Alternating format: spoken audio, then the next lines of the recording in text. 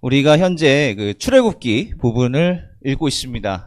원래는 좀 이제 짧게 하고 이제 좀 크게 하고 넘어가려고 그랬는데 하다 보니까 우리가 좀 짚고 넘어가야 될 부분들이 상당히 좀 많아서 좀 이 출애굽기를 좀 잘게 좀 쪼개서 우리가 하고 있습니다.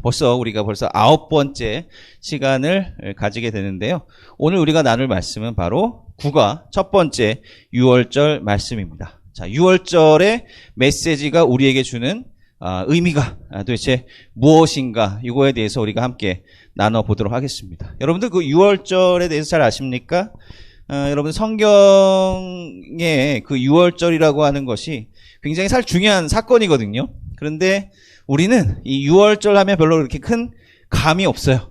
왜냐하면 우리 교회에서는 바로 이 6월절 시기를 뭘로 지키느냐, 바로 사순절과 부활절의 절기로 지키기 때문에 그렇습니다. 그래서 뭐 찬송가, 찬양 같은 거 보면 뭐 6월절 어린 양의 피 이런 말씀이 찬양이 있지 않습니까?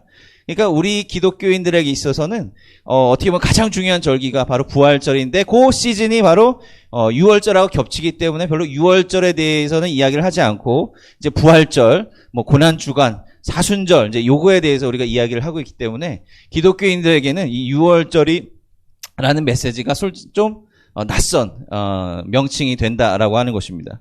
그런데 여러분들이 영상을 보시면 거기 그 페이지에 제가 링크 포함해 드린 유튜브 영상이 있어요. 뭐 시간 날 때 한번 보시면 재밌습니다. 그래서 오늘날 유대인들이 이 6월절 절기를 어떻게 지키는지 이것을 보여주고 있는데 이 유대인들은 이 수천 년 전에 그 시대와 마찬가지로 계속 수천 년 동안 이 6월절 절기를 굉장히 중요하게 여기고 굉장히 잘 지키고 있다라고 하는 거예요.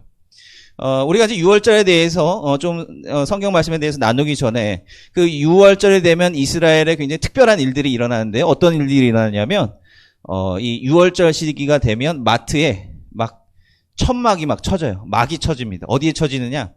누룩이 들어가 있는 뭐 빵이라든지 뭐 과자라든지 이런 거를 완전히 다 못 팔게 그 섹션을 완전히 다 막으로 싹 가려버립니다. 누룩이 없는 것만 판매를 하게 되어 있고요. 그 다음에 어떤 호텔이나 뭐 이런 데 보면 그릇을 죄다 밖으로 내다 놔요. 네. 그럼으로써 이제 그 누룩이 묻어 있는 그러한 접시들을 다 갖다 버립니다. 네. 그리고 이제 빵이나 이런 거 남은 것들 있으면 앞에다가 이제 뭐 그 트렁크 하나 만들어 놓고 거기다가 이제 다 불을 태워버려요. 누룩을 태워버리는 그런 의식을 합니다. 지금도 이렇게 6월절 의식을 지내고 있다라고 하는 것입니다. 그들에게 있어서 그리고 6월절이 도대체 어떠한 의미고 우리 기독교인들에게 있어서 이 6월절의 의미가 어떠한 의미인가. 도대체 누룩을 태우고 그 모든 것들을 또 버리고 누룩이 들어가 있는 것을 먹지 않고 이것이 도대체 우리에게 주는 의미가 무엇인가. 이거에 대해서 우리가 함께 나눠보도록 하겠습니다. 오늘 본문 말씀은요, 출애굽기 12장 26절과 27절 두 구절의 말씀인데요. 제가 한번 읽어보도록 하겠습니다. 이후에 너희의 자녀가 묻기를 이 예식이 무슨 뜻이냐 하거든 너희는 이르기를 이는 여호와의 6월절 제사라. 여호와께서 애굽 사람에게 재앙을 내리실 때에 애굽에 있는 이스라엘 자손의 집을 넘으사 우리의 집을 구원하셨느니라 하라. 하매 백성이 머리 숙여 경배하니라. 아멘. 우리가 오늘 함께 이제 볼 말씀은 출애굽기 12장하고 13장의 이 두 장 말씀을 전반적으로 우리가 좀 살펴보려고 하는데요. 우리가 지난주까지 그 이집트에 내렸던 하나님의 재앙, 9번째 재앙까지 우리가 함께 봤죠. 그리고 10번째 재앙은 이제 예고편에서 이제 끝나버렸습니다. 그래서 하나님께서 이집트 백성들에게 이러한 재앙을 주신 의미가 무엇인지 그거에 대해서 우리가 함께 살펴보지 않았습니까?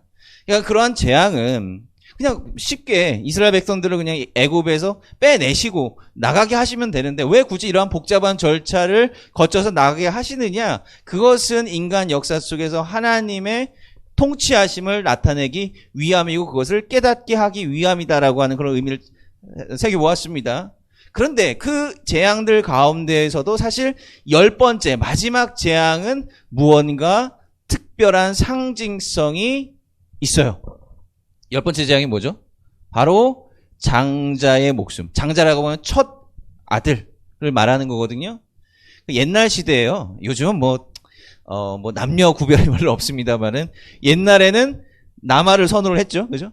남아 중에서도 첫째 아들을 굉장히 중요한 존재로 생각을 했습니다. 그 왕들이 왕위를 이어줄 때도 첫째 아들, 물론 역사 속에서 항상 그런 건 아니었습니다만은 기본적으로 가장 첫 번째 아들이 그 다음 왕위를 이어야 된다라고 하는 게 그때 당시에 상식 중에 상식이었죠. 그러니까 어떤 재산이나 어떠한 그 가문의 어떤 유업을 이어받는 대상도 첫 번째 아들이 된다라고 하는 것입니다. 자, 그래서 고대 사회에 있어서 뭔가 이 가문을 잇고 가문의 전통을 잇고 가문의 재산을 이어받아서 계속해서 재산을 지켜내는 사람, 그 중심에 있는 사람이 누구냐, 바로 장자였다라고 하는 거예요. 첫 번째 아들이다라고 하는 거죠. 자, 그런데 첫 번째 아들이 죽는다라고 하는 것은 끔찍한 일입니다. 죽는다라고 하는 건 뭐냐면 그 나라의 미래를 말살해 버린다라고 하는 의미와 같다라고 하는 것입니다. 자, 뭐 다른 재앙들, 물론 아주 끔찍한 재앙들이 계속해서 연이어 일어났지만 그런데 그 나라의 존립 자체를 흔들 만한 그런 것은 아니었다라고 하는 거예요. 네. 그런데 이 마지막 재앙, 장자가 죽는 이 재앙은 그 나라의 존립을 뒤흔드는 그러한 재앙이 되었다라고 하는 거예요. 여기서 중요한 거, 왜냐라고 하는 질문이 중요한 거죠. 왜 하나님께서는 마지막으로 이러한 재앙을 내리셨는가라고 하는 거예요. 그것은 바로 이집트 백성들이 이스라엘 백성들을 억압했기 때문이다라고 하는 겁니다. 왜요? 이스라엘 백성들은 어떠한 존재입니까? 바로 하나님의 장자가 되는 백성들로 부름을 받았기 때문에 바로 애굽 백성들이 그 하나님의 장자를 억압한 거에 대한 처벌로 애굽의 장자들이 목숨을 잃게 된다라고 하는 바로 그 상징성이 있다라고 하는 것입니다. 애굽이라고 하는 제국이 상징하는 바가 있잖아요. 우리는 뭐든지 다 할 수 있고, 뭐든지 다 이뤄낼 수 있고, 우리 힘으로 모든 것들을 다 풍요롭게 만들어버릴 수 있어라고 하는 일종의 제국주의를 나타내는 것 아닙니까? 하늘 높은 줄 모르고 계속해서 끊임없이 올라가는 그런 제국주의를 상징하는 것이 바로 이집트다라고 하는 거예요. 그런데 하나님께서 이 연약한 이스라엘 백성들, 노예였던 이스라엘 백성들 편에 서심으로 그 엄청난 제국의 미래를 말살시켜버리겠다, 없이 하시겠다라고 하는 그러한 이야기를 해주시고 계시다라고 하는 겁니다. 자, 그런데 여기서 이제 중요한 포인트가 뭐죠? 여기서 중요한 포인트는 그러면 이 애굽 땅에 있는 모든 장자들이 죽음을 맞이하게 될 것인데 이스라엘 백성들, 히브리 사람들은 그럼 어떻게 이러한 재앙을 피할 수 있겠느냐라고 하는 거죠. 어떻게 이러한 재앙을 피할 수 있겠느냐라고 하는 거예요. 자, 제가 요 웹페이지 맨 위쪽에 보면은 이제 요 그림을 하나 올려놓지 않았습니까? 한 사람이 문설주 위에다가 빨간 걸 칠하는 이야기입니다. 사실은 뭐 이렇게 이 이야기가 그렇게 낭만스러운 이야기는 아닙니다. 막 뭐 재앙이 일어나고 누가 죽고 뭐 하는 그런 건데 이 바르는 피가 뭐죠? 양이, 어린 양. 6월절이 되면 이제 그 지침이 내려오는데 어린 양을 잡아서 피를 문설주에 바르라라고 하는 거예요. 자, 그러면 심판의 영이 그 집에 올 때 그 피를 보고 어떻게 된다? 넘어간다라고 하는 거예요. 영어는 패스오버라고 하는 것이고 한자어지만 이 6월 어렵잖아요. 한자어인데 6월이라고 하는 말이 뭔가를 넘어간다라고 하는 의미를 가지고 있는 겁니다. 요게 중요한 겁니다. 하나님이 심판의 영이 그 피를 보고 넘어간다. 요게 우리의 신앙의 가장 중요한 핵심이자 그 원형이 되는 그러한 원리다라고 하는 거예요. 하나님께서 그 피를 보면 넘어가고 그 집은 심판하지 않으신다라고 하는 겁니다. 여러분들 한번 뭐 새삼 여러분들에게 질문을 합니다. 여러분 죄인입니까? 여러분 죄인이에요? 사실 우리가 신앙을 가지고 있는다라고 하는 것은 우리가 죄인이다라고 하는 그 깨달음이 없으면 이 신앙이라고 하는 것이 더 이상 이루어질 수가 없어요. 뭐 이 세상에 여러 가지 종교들이 물론 있습니다만은 그러나 우리가 진리로 받아들이는 이 기독교 신앙의 핵심은 출발점은 뭐냐면 내가 죄인이다라고 하는 그거로부터 시작이 돼요. 여러분 왜 죄인이죠? 네. 우리가 사실 창세기부터 이렇게 쭉 지금 오고 있는 거 아닙니까? 사실은 모든 어떤 답, 우리가 궁금해하는 것, 그것은 사실 처음 이야기에 다 나와 있어요. 그러니까 우리가 왜 죄인입니까? 내가 뭐 평소에 법 잘 지키고 살아가고 있는데 왜 내가 죄인입니까? 라고 자문할 수도 있겠지만, 그러나 성경에서 말하는 그 죄라고 하는 것이 도대체 뭐라고 이야기를 하는 겁니까? 내가 하나님같이 되고자 하는 것이잖아요. 내가 살아가는 것을 너무나도 당연하게 여기는 거죠. 아우, 내가 뭐 숨쉬니까, 내가 뭐 노력하니까 이렇게 잘 살아가고 있는 거 아니야? 라고 생각하는 것이다. 그거 자체가 하나님, 우리를 잊게 한 분이 누구인가를 잊고 살아가는 것 자체가 죄다라고 하는 거예요. 죄라고 하는 그런 단어가 가진 좀 그 뉘앙스가 좀 있어서 이게 뭔가 우리가 뭔가 더 나쁜 일을 해야 될 것 같고 뭐 이런 걸 죄라고 여기지만, 사실 근본적인 의미에서는 그게 죄다라고 하는 거예요. 네. 우리끼리야 뭐 내가 더 착하네, 너가 더 착하네 이렇게 비교할 수 있겠지만, 여러분 한번 생각해 보세요. 예.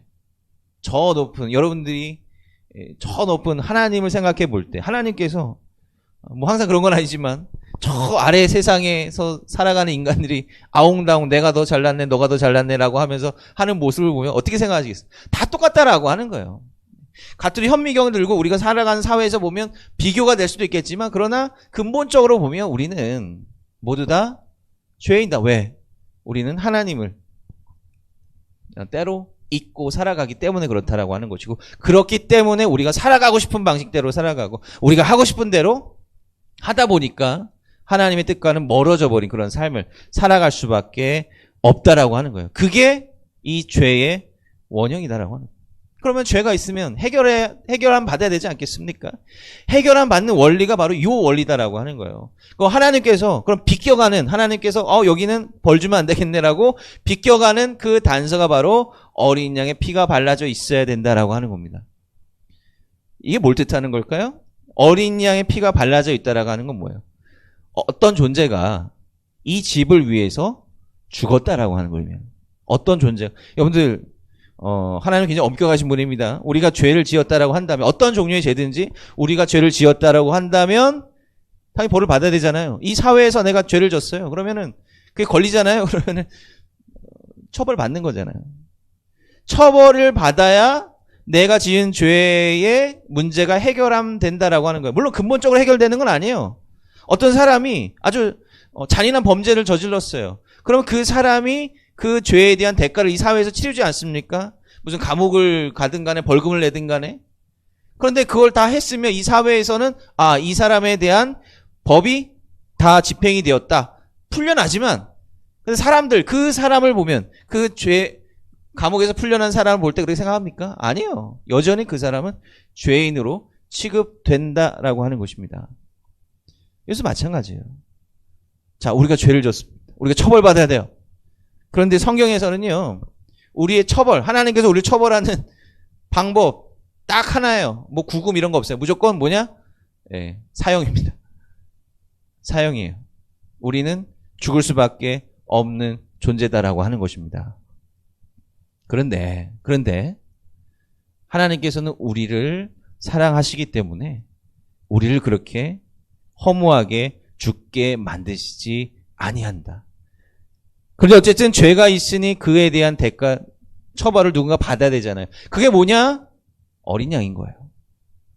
내가 죽어야 되는데 대신 죄 없는 어린 양이 나를 위해서 죽는 것이다라고 하는 거예요. 이게 하나님께서 우리에게 허락해 주신 구원의 원리다라고 하는 거예요. 그렇기 때문에 우리 잘 생각하셔야 됩니다. 우리가 신앙이라고 하는 것이 우리가 죄인이라고 하는 의식으로 시작하지 않으면 신앙은 깊어지지도 않고 신앙에 대해서 잘 이해를 못하게 되는 거예요. 아까 얘기했잖아요. 어떤 사람이 죄를 저질렀는데 그 형벌을 치렀어요. 그거 딱 나왔는데 나 이제 다 해결됐어. 얼굴 두고 뻔뻔하게 살아간다면 이 얼마나 사회 지탄을 받겠어요. 마찬가지다라고 하는 것이죠. 우리의 죄의 문제를 우리가 명확히 인식을 해야 하나님을 바라보게 된다라고 하는 것이고요. 그리고 중요한 게 뭡니까? 넘어가는 거잖아요. 자, 유월절 제사에서, 유월절 요 의식에서 우리의 죄의 문제를 해결하는 방식이 뭐예요? 우리 대신에 양이 죽었습니다라고 하는 표식으로 피를 바르고 하나님의 영이 거기를 넘어간다. 자, 넘어가는 건 뭘 의미하는 거니까? 그냥 못 본 척 하는 거예요. 우리의 죄가 없어진 것이 아니라 그냥 못 본 척 하면서 그냥 하나님께서 넘어가 주시고 덮어 주시겠다라고 하는 거죠. 그 흥미로운 게 뭐냐면, 이 구약은 히브리어로 쓰여져 있잖아요. 그 구약에서 나타나는 그 히브리어 가운데 이제 용서함 한다, 죄를 용서함 받는다라고 하는 말이 뭐 어떤 의미랑 갖는 거냐면 덮는다라고 하는 말과 같은 거예요. 그냥 죄를 덮어주는 겁니다. 덮는다고 죄가 없어지는 게 아니잖아요. 네. 한번 여러분들 이러한 생각을 해보죠. 뭐 제가 지난번에도 한번 말씀을 드렸던 것 같은데, 내가 뭔가 위험한 상황 가운데 처해서 내가 죽게, 예를 들면 물에 빠져 죽게 생겼어요.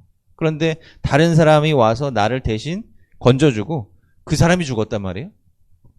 그러면 그 이후에 내 삶은 어떻게 되어야 되는 겁니까? 아우, 내가 운 좋아서 살았어 라고 하면서 뻔뻔스럽게 고개 들면서 그렇게 살아가야 됩니까? 아니다라고 하는 거예요. 그렇게 살아가면 정말로 파렴치한 사람이다라고 하는 거죠. 그 사람은요, 그 마음에 짐을 가지고 살아가야 된다라고 하는 거예요. 이게 부정적인 의미에서 짐이라기보다는 나를 위해서 희생당한 그 사람을 위해서 내 삶이 이루어져야 된다, 내 삶이 있어야 된다라고 하는 그 거룩한 부담감을 가지고 살아가야 된다라고 하는 거예요. 그 이제 6월절 제사가 요때 일회적으로 일어나는 것이 아니라 그 다음에 우리가 성경 말씀 읽어같이 계속해서 대대로 이 제사를 지키라라고 하나님께서 말씀하셨잖아요. 모세를 통해서 말씀하셨잖아요. 자, 그럴 때 이제 이스라엘 백성들이 성소에 가서 제사를 드리는 건데, 근데 성소의 특징이 뭐냐면 모든 게 다 클로즈, 다 가려져 있어요. 그런데 딱 하나 오픈되어 있는 게 있는데 그게 뭐냐면 제단이에요. 제단에서 무슨 일이 벌어지느냐? 양이나 소나 비둘기 같은 그러한 제물들을 쳐서 죽이는 거예요. 그거를 제사 드리러 온 사람은 봐야 된다라고 하는. 제사라고 하는 게 낭만적인 것이 아닙니다. 계속 동물들이 죽어가고 피가 철철 흐르고 어떻게 보면 끔찍한 장면들이죠. 그러한 장면들을 보면서 왜 보라고 했을까요? 너 때문에 죽는 것이다. 너의 죄 때문에 죽는 것이라고 하는 거죠. 그러한 희생이 없으면 우리는 하나님 앞에 구원받은 자로 살아갈 수가 없다라고 하는 거예요. 그거 보고 이제 나 때문에 저 동물이 죽는구나. 그래도 인간이라고 한다면 그런 측은지심이라고 느껴야 되지 않겠습니까? 다시는 죄 짓지 말아야겠다. 이러한 생각을 가지고 살아가라라고 하는 것이죠. 그리고 나서 이제 6월절 준비를 하는 겁니다. 그때 하나님께서 피가 발라져 있는 이스라엘 백성들을 위해서 대신 죽은 양이 있는 그 집에는 넘어가시고 그러한 희생이 없는 애굽의 집에는 그 장자의 목숨을 앗아가셨다라고 하는 것이죠. 죄에 대한 책임은 하나님께서 반드시 물으신다. 그러나 그 가운데 하나님의 뜻을 따르는 자에게는 은혜가 주어진다라고 하는 것이 바로 구약에 나타난 첫 번째 6월절의 메시지였다라고 하는 거죠. 자, 그 다음에 이제 이스라엘 백성들이 이제 이 재앙을 끝으로 해서 애굽에서의 삶을 청산하고 광야로 나갑니다. 밤에 떠나요. 갑작스럽게 떠나게 됐어요. 막 짐을 챙기고 막 트렁크 챙기고 하면서 떠나게 되었습니다. 그때 이제 먹는 것에 대한 법이 나타나게 됐는데 바로 음식 준비하고 빵도 만들어야 됐는데 거기서 누룩을 넣지 않은 무교병을 준비해서 가라. 그 무교병이요. 여러분들 진짜 무교병 보시면 그냥 거의 말라 비틀어져 버린 그러한 과자 같아요. 근데 아무 무미합니다. 맛이 없어요. 무미한 아주 말라 비틀어져 버린 그런 과자 같은 건데 그거를 가지고 나가라고 하는 거예요. 왜요? 그래도 뭔가 좀 먼 길 떠나는데 음식 잘 준비해야 되지 않겠습니까? 아니다라고 하는 거예요. 자, 이스라엘 백성들이 우리가 나중에 또 나눠보게 되겠지만 애굽을 떠나요. 애굽 굉장히 비옥한 땅입니다. 애굽을 떠나요. 그런데 떠났더니 사람들이 불평불만하는 것 중에 뭐예요?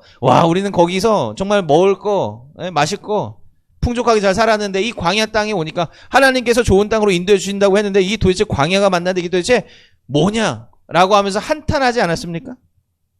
그게 이스라엘 백성들의 한탄이었고 이스라엘 백성들의 불평불만이었다라고 하는 거예요. 자, 여기서 우리가 생각해야 될 것. 무엇이 중요한가? 자, 하나님께서 이 무교병 먹어라, 맛없는 거 먹으라라고 했을 때 이것이 단 이례적인 사건으로 끝나는 것이 아니라 유월절과 마찬가지로 계속 이 일을 행하라라고 하는 겁니다. 기억하라라고 하는 거예요. 이 맛없는 것을 씻고 먹음으로써 과거 하나님께서 이스라엘 백성들을 어떻게 구원해 주셨는지를 잊지 말라라고 하는 건데, 그럼 뭘 기억해야 되느냐? 삶의 우선순위예요. 우리의 삶의 우선순위가 무엇이, 이스라엘 백성들 삶의 우선순위가 뭐가 되어야 되거든요. 잘 먹고, 예, 따뜻한 데서 자고, 이것이 그 당시에 우선순위인가? 아니면 애굽에서 벗어나서 자유를 찾아서 떠나는 것이 삶의 우선순위인가? 이거를 늘 판단하고 깨달으라라고 하는 거예요. 우리 인생에 있어서 하나님께서 주신 기회는요, 우리에게 몇 번 옵니다. 근데 모두가 그 기회를 잡는 게 아니에요. 그 기회 가운데, 내가 선택의 기로 가운데 놓였을 때 어떤 선택을 하고 어떤 결단을 해야 될 것인가? 내가 다른 것에 정신이 팔려가 있다면 다른 것을 붙잡다가 그 기회를 놓쳐버릴 수 있다라고 하는 겁니다. 이스라엘 백성들의 그 마음 가운데 뭐야? 노예적인 마인드가 아직도 있는 거예요. 아무리 뭐 우리에게 자유가 없고 뭐 할다 할지라도 내 배와 등이 좀 따뜻하면, 배가 부르고 등이 따뜻하면 모든 것이 만사오케이. 이러한 의식을 가진 이스라엘 백성들은 어떻게 돼서 결국 하나님께서 원하시는 그 땅으로 들어가지 못했다라고 하는 겁니다. 이게 우리가 기억해야 될 굉장히 중요한 포인트다라고 하는 거예요. 자, 이것을 다 종합을 해서 마지막으로 우리가 생각해야 될 포인트가 뭐냐면 바로 예수님이에요. 아까도 말씀드렸죠? 우리가 유월절에 대해서 되게 익숙하지 않은 이유가 무엇입니까? 바로 예수님께서 십자가에 달려 돌아가신 때가 바로 이 유월절이기 때문에 그렇습니다. 구약의 유월절이 어린 양을 죽임으로 애굽에서 해방한 사건이라고 한다면, 그 어린 양의 피로써 이스라엘 백성들이 구원받은 사건이라고 한다면, 신약의 유월절은요, 예수님께서 우리를 위해 대신 죽음으로써 우리가 단순히 애굽이 아니고 세상이 아니고 근본적인 죄의 문제에서부터 해방된 자유를 얻은 그 사건이 바로 신약의 유월절이다라고 하는 겁니다. 유월절이라고 하는 것 자체가 우리의 신앙의 원형이 된다라고 하는 거예요. 자, 그럼 우리를 누굴 바라봐야 되는 거예요? 유월절 제사 지낼 때 이스라엘 백성들은 죽어가는 어린 양을 바라보면서 자기의 죄에 대한 깨달음을 얻어야 됩니다. 그럼 우리는 뭘 바라봐야, 십자가를 바라봐야 된다라고 하는 거죠. 아까 제가 비유의 말씀을 해드렸잖아요.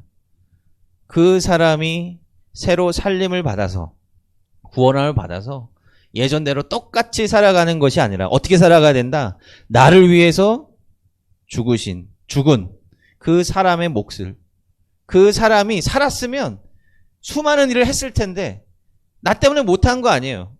내가 그 일을 감당한다는 마음으로 살아가야 된다라고 하는 거죠. 신앙도 마찬가지예요. 예수님께서 이 땅 가운데 몸을 입고 공생의 3년, 전체 생의 33년의 삶을 사셨습니다. 하나님의 아들이시긴 하지만, 그러나 우리가 기억해야 될 것은 뭐냐면 예수님의 육신의 몸을 입고 이 땅 가운데 행하셨을 그 일을 내가 감당해야 된다라고 하는 거죠. 이게 예수님의 십자가를 바라보는 삶의 모습이 되어야 된다라고 하는 거예요. 우리가 살아가는 한순간 한순간의 그 삶의 모습이 바로 이러한 기준 가운데 판단될 수 있기를 간절히 소원합니다. 여러분 무엇던 삶을 살아가기 원합니까? 여러분들 내일부터 당장 또 세상에 나가서 살아가게 될 텐데, 또 수많은 선택을 해야 되고 또 수많은 인생의 갈림길 가운데 놓이지 않겠습니까? 그럼 그때 여러분들 어떠한 선택을 하시겠습니까? 여러분들 어떤 삶을 살아가시겠습니까? 그렇기 때문에 우리는 의식적으로 예수님이라면 어떻게 행하실까라고 하는 생각을 우리의 머릿속에서 떠나지 않게 해야 된다라고 하는 거예요. 우리는 공짜로 살아가는 것이 아니에요. 우리는 누군가의 희생으로 오늘 하루를 살아가고 있다라고 하는 것을 잊지 말아야 된다라고 하는 거예요. 그때 우리는 연약하지만 부족하지만 조금이라도 하나님의 뜻에 맞는 삶을 살아갈 수 있다라고 하는 거죠. 이러한 생각이, 이러한 메시지가 우리 마음 가운데 온전히 잘 새겨질 수 있기를 간절히 소원합니다. 기도하겠습니다. 사랑과 내가 많으신 아버지 하나님 감사합니다. 오늘 우리 함께 6월절의 메시지를 나눠보았습니다. 하나님께서 우리 가운데 귀하게 역사해 주셔서 주님께서 주시는 그 말씀을 따라 온전히 살아갈 수 있기를 원합니다. 하나님, 우리 가운데 지혜의 영을, 성령의 능력을 부어주셔서 다른 것 아니라 예수님께서 사셨던 그 삶의 방식대로 살아갈 수 있도록 인도해 주시옵소서. 우리는 거저 공짜로 살아가는 존재가 아니라 오직 하나님께서 우리를 위해 희생하신 그 희생의 피 위에 살아가는 것임을 깨닫게 하여 주시옵소서. 겸손하게 살아가게 하시고 우리의 삶이 주님 안에서 더욱더 온전하게 이루어질 수 있도록 주님 도와주시옵소서. 예수님의 이름으로 감사하며 기도합니다. 아멘.